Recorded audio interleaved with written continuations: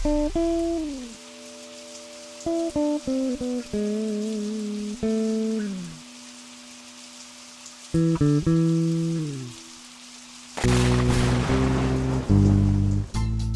and welcome to Meet the Producers, a Brunswick podcast powered by Brunswick Area Television. I'm Ben Staunton, and sitting next to me is a guy who plays more instruments than a one-man band, Tom Kepler.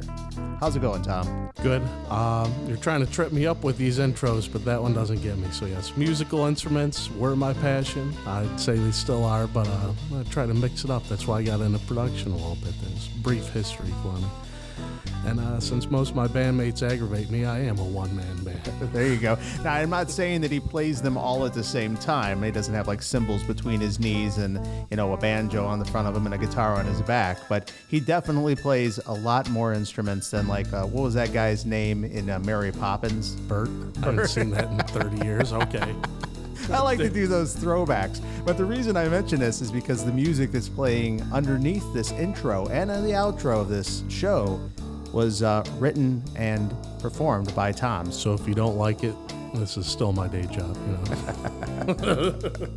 All right, well, enough about us and all of the antics that we're pulling. Tom, why don't you tell us who we're talking to today? Today we're going out of state. We're speaking with Mr. Jim Baals. He is a producer for The Haunted Hotel. That's a little horror host show for our entertainment. So first I'll ask, how are you doing today, Jim? I'm doing well, thank you. How are you both? Very well. Yeah, Ben answered for me too. I'm doing very well as well. So, where are you from exactly? Because I've only been out that way once, I think. We're Northeast Indiana, Fort Wayne specifically, second largest city in Indiana. First being Indianapolis, I'm guessing. That would be correct, yes. I got one right. So if we're throwing trivia out there, that's... one for one, you're doing good. Last time I visited there was for a motorcycle convention, and the person we were going to see wasn't booked, so we paid VIP tickets to go see somebody. So we went and had a steak, and we saw Johnny Appleseed's gravesite is out there too. That's well, one of them anyway. We've supposedly there's several, so I don't know if they cut him up and just put body parts here and there, or what exactly. I didn't know there was more kind to of this a rumor. Wow. There's kind of a rumor that there are several spots where his supposed official burial place is. Wow. Everybody's riding on his notoriety, I guess. Is it too dark? Pretty much. Too dark of a joke to say they planted them everywhere? Not for me. We are speaking about the Haunted Hotel here, so let's talk about the show. You're the producer of the show, so what motivated the program? What got you involved? Basically, I grew up a monster kid. That's pretty much somebody from the late 50s to the early 70s, because classic monsters were being reintroduced to a new generation. The films were being re-released in theaters. They were being shown on television for the first time. And it was just something I fell in love with. We also had monster comics, monster trading cards, and, of course, the Bible for every monster kid was Famous Monsters of Filmland magazine. These were the things you could look at and get some background story behind the movies that we didn't really have readily available. We didn't have VCRs, DVD players, basically had 3 TV channels. So there wasn't a whole lot out there at the time that we could readily go to like we do today. And then in the early 70s, we had our first local horror host. He went by the name of Asmodeus. He was a vampire, and his show was Psycho Cinema. And these were the places I got to see the classics that I'd only read about and really wanted to find out more about. That's pretty cool. We have a rich history of horror hosts here in Cleveland as well, and just to hear different areas of the country's version of what we may have had. What kind of show was that exactly? Did he do intros and cut-ins, and was he goofy about it, or was it a serious horror show? No, it was more serious. He would come in, do the intro for the show. Halfway through, he would do some bits of trivia, maybe a little bit of behind the scenes, and then when he got done, would finish the show off. I'm not sure the music. I think it's Fugue or Toccata in D. I'm not sure the exact title. I always call it the Phantom of the Opera music because that's what it reminded me of. And that's how he started off. He had went for a couple of years, left, came back with another show called Shock Theater, which he did more in a lighter vein. He was more pun-oriented, and that, which I preferred his original version. After he went off the air, we had another host come in named Shroud, and he had Nightmare Theater, and he was serious in his delivery. And that's what I grew up on. That's what I appreciated, because they didn't make fun of the films. And to me, growing up, the films were so important, a part of my life, and so enjoyable. I never wanted to do that either. So I present, it doesn't even matter how bad the film is in most people's opinions. The only one we ever made fun of was, unfortunately, Plan 9 from Outer Space, and there's no way you can do that as a serious film. Mm-hmm. That pays respect, and there's a lot of time and effort and money that went into those movies whenever they're created. Even if technology is a lot better now, or writing styles are different, there's something to be said for respecting that art. Oh, very much so. It's like one of my favorite films is the original King Kong, 1933. Nice. I'll put that up against CGI today. Oh, yeah. I think it stands up well. The entire animation just fascinates me. I mean, it took over a year for them to make that movie. And it was all just taking these little figures, moving them minuscule amounts at a time, and putting it all together. That to me is just fantastic. And that's the sort of thing I like to bring out on my program. A lot of the behind-the-scenes stuff that people really don't talk about. I've got a head of useless trivia information that I'm finally able to do something with. Well, hit us with something. What's useless trivia in your opinion? Let's learn something today. Let's see. Okay. What was the only universal monster that Abbott and Costello never met in the movies? I know Frankenstein. Yeah, I know they met the mummy.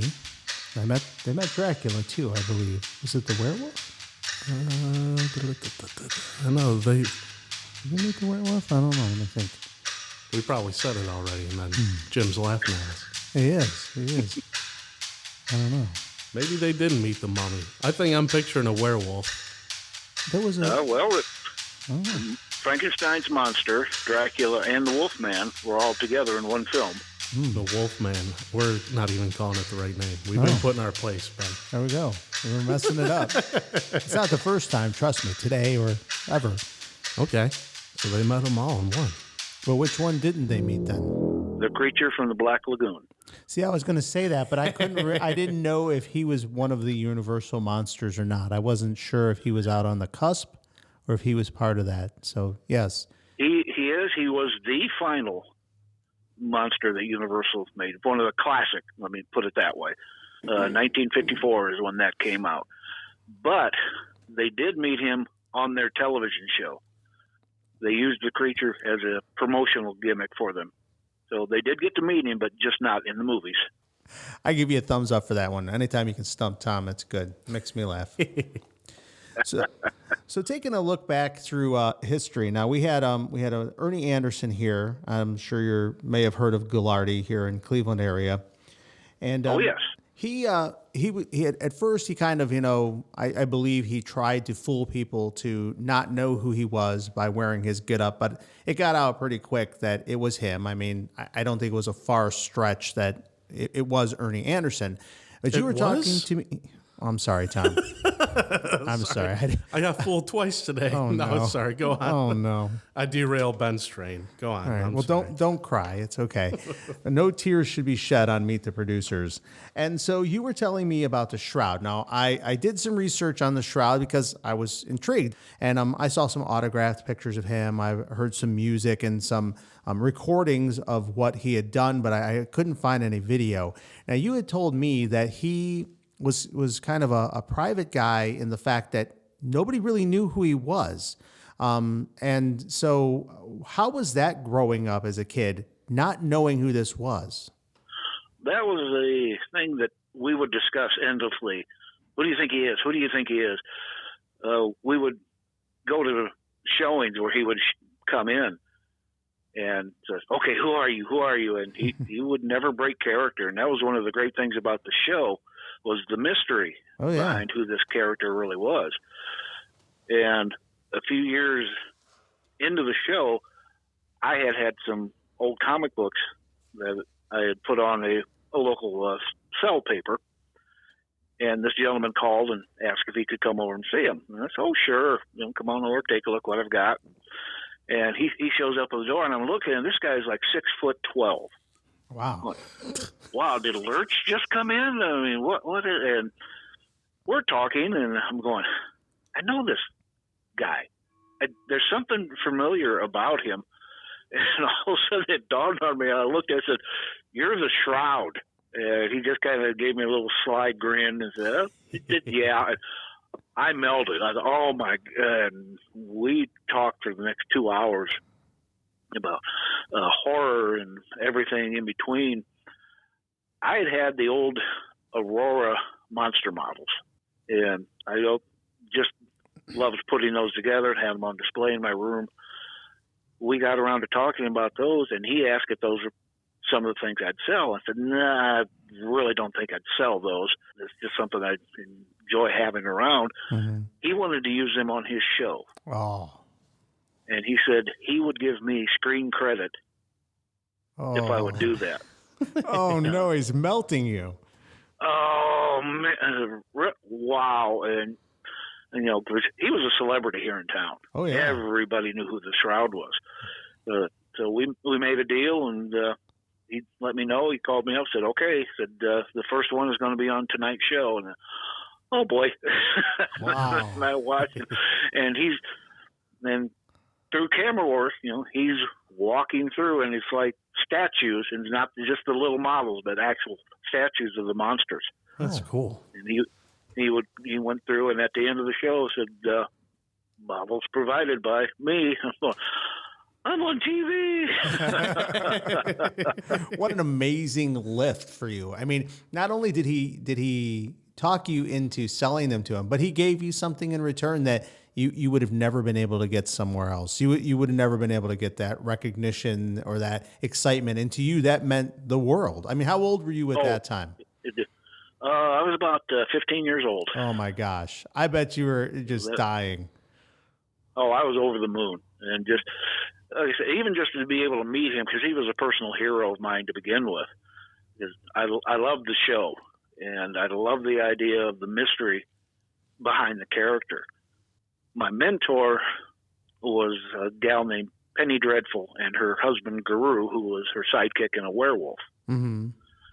And when I first met them and told them years later how I wanted to be a horror host, but I had nothing to do with the broadcast medium. I knew no one. I had no idea how to go about it. And they basically took me step by step on how to get things done. And she was the one that said, be yourself. If you like doing this as a comedic part like we do, go for it. More serious, go. And she was familiar with the Shroud. She'd never heard of Asmodeus, unfortunately, but she did know the Shroud. She'd also heard of Indy's famous man, Sammy Terry. And she said, pick the way you want to be remembered for presenting yourself. So don't just stand up with a mask on and say, okay, here's Frankenstein.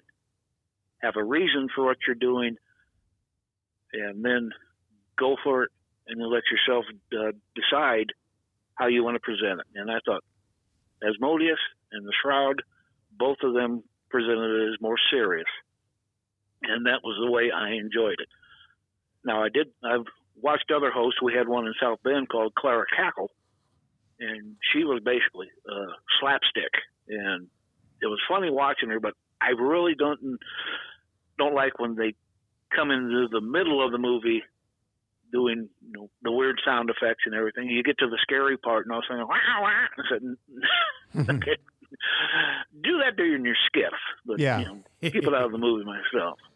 Then that's just my personal opinion. I'm not trying to disparage anyone or tell them, no, that's wrong. It's just the way I was brought up with them and the way I feel about it. Sure, sure. Yeah, you have a history of watching certain shows certain ways, and that's what you gravitate towards. So let me ask you a question about so you team up with this guy, Mr. Gruesome Graves.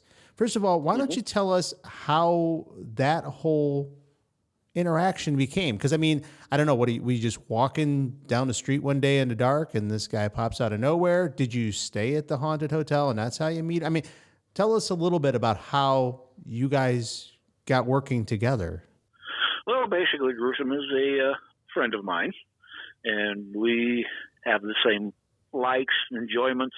I was telling him about the idea it would be great to bring another horror host back to Fort Wayne. We're too big an area not to have our own local guy. We've had the syndicated shows at Elvira, Wolfman Mac, Lord Bloodraw. We really need our own. We've had two, and they were successful. It's time to have somebody else. And so as I was talking to him, he liked the idea, and we came up with the persona and the haunted hotel to put him in, and gave him his sidekick, and went from there. Who else is involved with the show? Well, we have Fang the Bell Beast, who Fang is extremely camera shy and has made us promise never to show it on TV. Doesn't mind sticking an arm in every once in a while, and a few choice sayings here and there. But the deal is, no, you will not be shown on TV. We have what I call camera fiends who take care of the actual filming of the show, and then our director and editor, Christine Sprunger, who is part of Fort Wayne Access Public Television. And she directs the show and helps us edit it and put it together, and does a lot of the magic behind scenes as far as special effects, putting in sound effects and things like that. That's awesome. So you got the sound advice from Penny about be yourself, be true to your show and your vision. What was the next step then? Did you start everything at Access Fort Wayne, or what was the catalyst? What was next? Next was, like I said, actually talking to Penny. We met at a convention called Monster Bash, which is just outside of Pittsburgh, Pennsylvania. And it's a place where monster kids from all over the country like to come. They do the classics. We don't do a lot of the older things. None of the slasher type of movies and the real gory stuff. It's all the old time stuff, Frankenstein, the Wolfman, Dracula, and things like that. Mm-hmm. She had been a host for quite a while,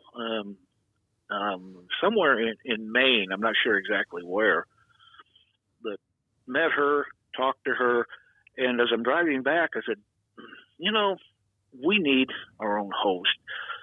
And here I had an in with somebody, because unfortunately the shroud had already passed away. And here's somebody that I could talk to about it, who understands the passion behind what they're doing. Wrote her an email. I thought, okay, I doubt if she'll even respond. And the next day I got the most beautiful reply back from her. And she remembered me. She enjoyed talking to me. Said Guru is mad because he didn't get to come home with us. She was so happy that I wanted to continue the tradition. And this is something that started actually on radio when the first horror host came about. Shows like Inner Sanctum and Lights Out and like that. So we started corresponding back and forth, and she would say, do this, try this, and I would get back with her, and she said, well, this looks like it will work. I don't think this will work so well, and we'd go from there. And then after everything was said and done, said, come up with your host, come up with his look, come up with a premise for what he's doing. Have a reason for the way he's doing things. And that's where we came up with the Haunted Hotel, a place where the living and the dead can come, spend the night, and be told what we call our dead time story before taking a nap.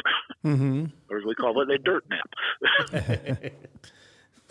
Now, where is the haunted hotel actually located? Because somebody told me one time that it was rumored that it was in Canada, but I don't believe that that's the case. Where is, or is it not an actual location? Is it metaphysical? No, it's not an actual location. So it's metaphysical. Just yes, the name of the show. If it had to have an actual place, it would be the Downtown Library in Fort Wayne, Indiana. Oh, okay.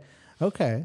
All right. So I didn't know if you could just happen upon it on a dark desert highway or, something like that or how it would work. But yeah, it seems to me like it was one of those places that, I would go visit it. I mean, if it was a real experience, I'd We've like seen a few places around town that we could possibly turn into, but that's something for way down the road. Oh, yeah. Yeah. But anyway, after we had everything all put together, and Penny said, now what you need to do is go and see if there is a public access station in your town. That is how she started off, and that exactly is where she's still at today. And she's syndicated all over. Mm-hmm. She's a very big name in the horror host community. And so I'm thinking, okay, let me see what I can find out. And got information. Said, it's just down at the library. Went in, told them what my plan was, what I would like to do, and they were behind it 110%. They said, this is fantastic. We love this. This is the kind of thing we want from the community. Different ideas. They do what they call a lot of talking heads, which basically a guy at a table just talking. They like the different appeal of the show. Mm-hmm. Oh, yeah. And they set me up with a producer, and then I took over as being producer because basically they train you to do that. We took lessons in audio, how to use the camera, and then they introduced me to Christine, and the two of us basically have the same idea for what we're trying to do. And basically the show is not just my show, her show. It's a group effort. It's everybody's show, because if somebody has an idea, say, how about we try this? How about we try that? And nobody is just singled out, said, yeah, you are the only one that does it. It's a group effort, and that's the way we like to do it. Everybody has a say in it. That keeps you down to earth when you're working with a group like that. I'm glad you explained that, because every access center is a little different. And there's definitely overlaps from what you just explained to what we do here. But it's always nice to hear how another community handles all that. Yeah, I think we have one of the best access to crews and people around. The management, like I said, is behind us 110%. They've gone out of their way for us. Said, what do you need? What can we get you? How, are you doing good? Is everything okay? Any problems? And the manager, Norm Compton, has told me several times, said, if you ever have a problem, he said, please come see me. He said, my door is always open. And he's like that with everybody. Just a very nice guy. He just wants everybody to succeed. So there's really no egos that are attached to really anybody that I've run into there. Nice. Would I inflate my ego if I asked if we're one of the tops as well? No. I'll keep it humble. You don't have to answer that. No. We're happy to have you on our public channel, though. Absolutely. And we are very happy to be there. Well, the more we can get out to fans just to share our passion. And like I said, I look at this trying to make a new generation of monster kids. Mm-hmm. And I'm not looking for money, praise, or anything. We do have merchandise, but most of it is given away for advertisement, and people say, I'd like to have one of these, and I say, well, here you go. And so we've spent money on things and in the whole, but that's not really what's important. What's important is keeping the horror host tradition alive and trying to come up and give the next guy maybe an up on it. As a friend of mine, his name is Slash Cooper, and they do a thing called Graveyard Tales. And they're down around Evansville. And when I first started, he got in touch with me on Facebook and had questions because he wanted to get into the horror hosting. And I'm thinking, there had to be somebody older and wiser than me, because I'd only been doing it a couple of years. But he was very happy to hear what I had to say, and he's created his own character and his own show, and doing really well, as a matter of fact. That's awesome. So that's one guy I could pay it forward to, and also have another friend and brother in the horror host community. I think that shines through the show. When people aren't in it for the, you're in it for the right reasons. I'm saying, and I think that comes through. And sometimes people. We even did we did a crossover show a few years ago, and the funny thing about it was we didn't have a script. We had a movie and an idea. So it was me / his monster bride, Foxy Roxy, and basically ad-libbed the entire show. And it just came out almost perfect, almost like we'd planned to do it that way. And we just had such a good time doing it. We're hopefully in the near future to do one again. Yeah, we aired that show here. Don from Don's Breakfast Cereal is the one that turned us on to your show. And then you have a local sponsor here. His name is Myron, and he's the one that got you so that you had a local Brunswick sponsor. And Don's the one that sends over your shows. And I saw that one with Foxy Roxy and the rest of the crew. And that was a funny show. And I showed that one to Chris that works here, and he thought it was hilarious as well. One of my absolute favorite ones that you've sent over was the Eyes Without a Face, the French horror film. When I first saw the name of it, I'm like, wow, this is very interesting to me because, you're aware and I'm aware that, Billy Idol had a song, Eyes Without a Face, and I did not know that song was actually adapted from the movie. Many of the things that you send over and then I screen later when I get home and everything on our on-demand channel, bat.vibit.com, then I start doing more research. Like I said, I like to know the ins and outs of things. I looked it up and I'm like, this song is actually influenced by this French movie, and that's all those things that you're bringing to the table for people to learn more about. And I thought it was a great movie. I did watch the whole movie. I also watched the one, you're going to have to help me with this one, Jim. It's the one with, is it Laurie? And it's something Love. Mad Love? Mad Love, yes. Peter Lorre's Mad Love. I had never seen that movie before until I watched it with you. And basically, it was a remake of a silent film called The Hands of Orlac, and which we've also shown. And I like to do silent films as well, because these are ones that started the genre and shouldn't become lost. They need to be reshown every once in a while. Phantom of the Opera, the Hunchback of Notre Dame, things like that. Especially, I just love Lon Chaney Sr. I thought he was such a fantastic actor, and he was able to convey so much with just his hands. And if you watch some of the scenes, just pay attention to the way he uses his hands. It's absolutely fantastic. That's all I'm going to watch next time. I'm going to watch his hands miss the rest of the movie. Yeah, you have to pay attention to everything, though. especially the scene in Phantom of the Opera where all he sees is his hand come out of a closet, and he throws an envelope on the guy's desk. And, you can just come up and just toss it, but just the way he does it is so artistic. And that is really cool. I love the way he does that. Yeah. Phantom of the Opera is one of my favorites. It's on my list as well. For those who have been listening and want to give the show a shot, what's the show times, Ben?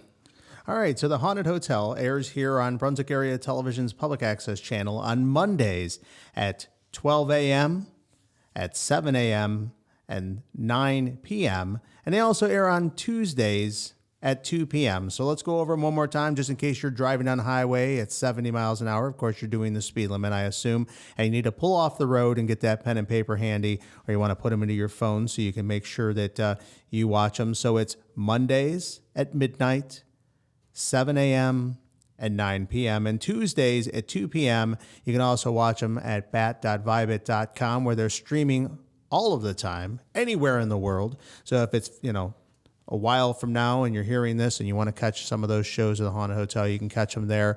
They're up there for at least 3 months, and you can also download them so you can keep them in your private archive of television programs that you want to watch later. That public live streams come in handy for me sometimes. It does. Like when I need to check the channel out and I'm out and out about, check Sure. it anywhere you're at. You can watch it at the times I told you earlier, or you can actually watch it on demand. It's totally your call. Yeah. Jim, how can we reach you if we need to learn more about the show or, send fan mail? Do you have social media or email? Oh, yeah, we are on Facebook. The easiest way is haunted.hotel.56 is our Facebook address. We have email, hauntedhotel@comcast.net. And those are the two easiest ways to get a hold of us. Okay. We can also be seen on what's called the Monster Channel, which is a 24-hour online service. There's nothing but horror hosts from all over the country. Pick that up at tmc.com. We play Saturdays 12:30 and Tuesdays at 9.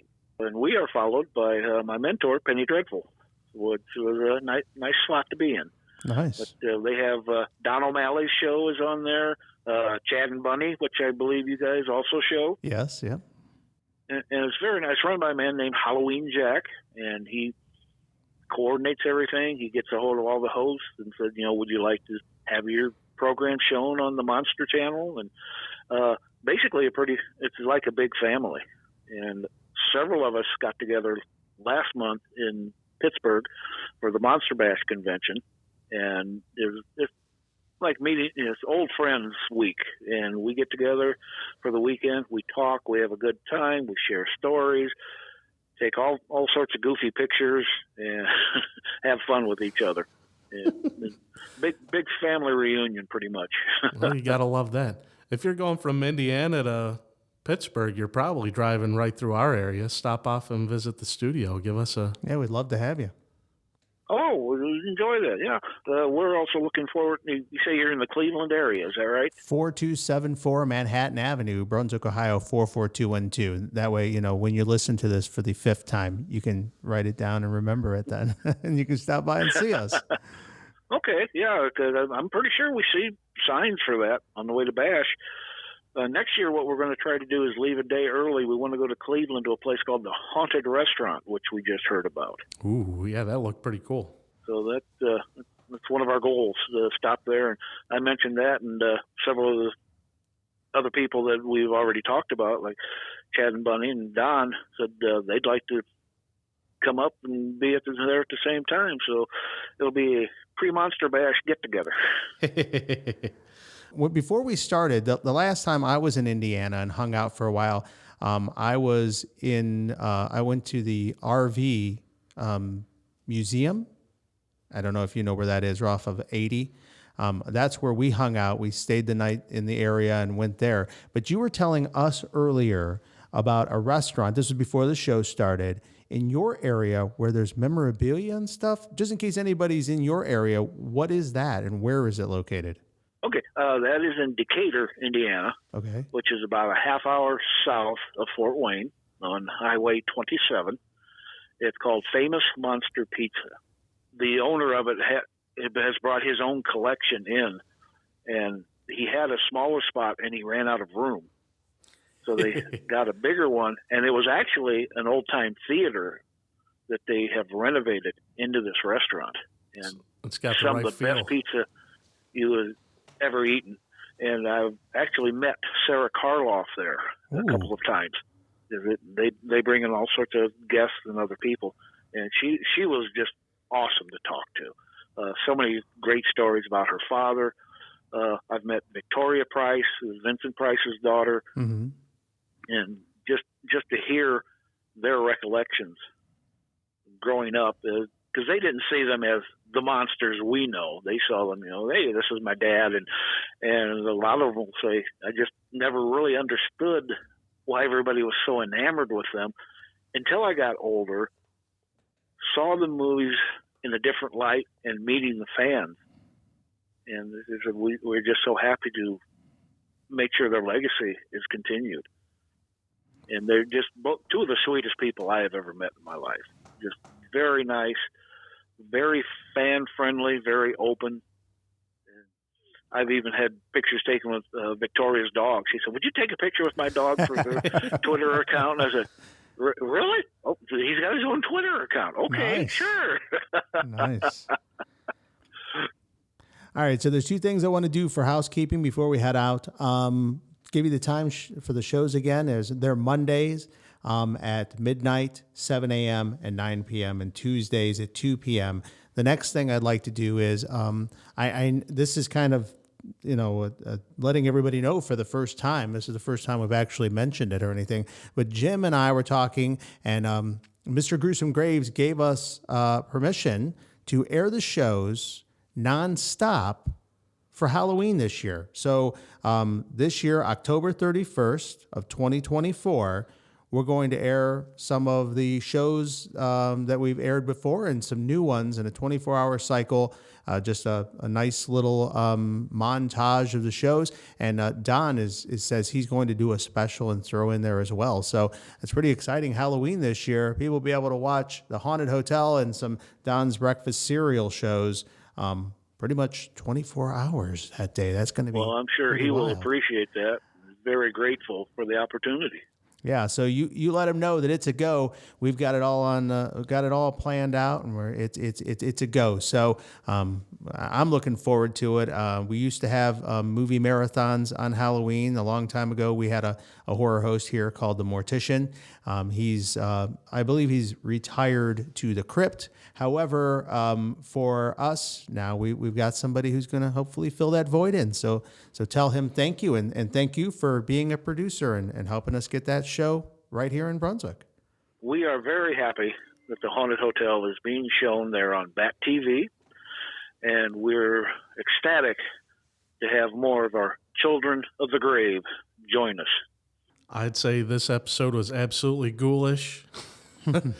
But I think it's interesting where horror movies and horror hosts, they're very humble people from what I've met for the most part. So if you're a fan or if you're looking to get involved in any way, reach out. Like you might be pleasantly surprised with the answer that you get. That's a welcoming community. Exactly. We love to talk horror anything.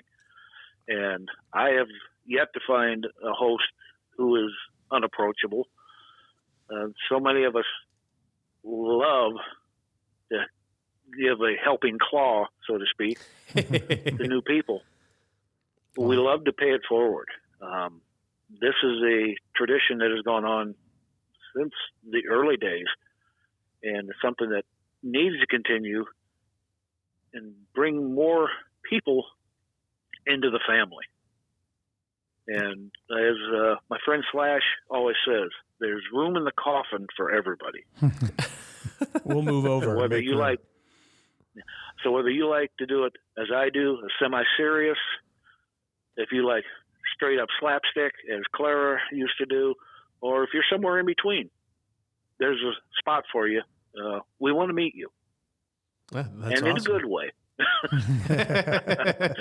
not having you for dinner, as Fang would like to do. But.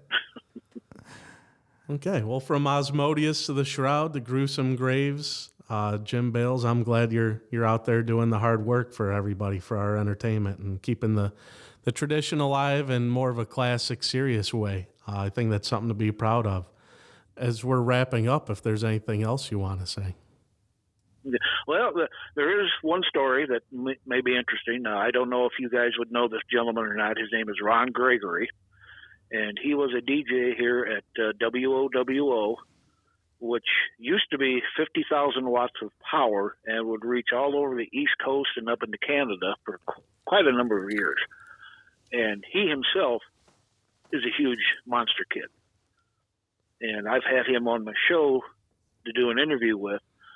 One of the stories he told was he was in the crowd scene when they were filming The Day the Earth Stood Still. Nice. You got to see Gort, the robot, got to see Michael Rennie come out of the spaceship.